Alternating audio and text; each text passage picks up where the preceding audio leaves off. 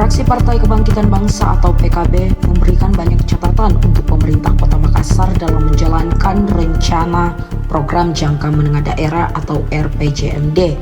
Juru bicara fraksi PKB Basdir memaparkan sektor pendidikan harus tetap menjadi prioritas utama dalam program pemerintah hingga 5 tahun ke depan.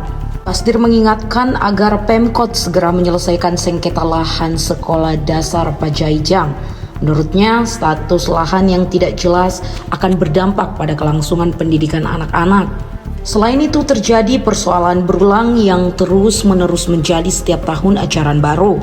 Misalnya maraknya protes mahasiswa akibat banyaknya lulusan SD yang tidak mampu tertampung oleh SMP di Kota Makassar. Hal ini disebabkan karena perbedaan rasio yang mencolok. Rapat paripurna berlangsung di lantai 3 ruang paripurna gedung DPRD Kota Makassar, Jalan APP Tarani, Rabu 16 Juli 2025.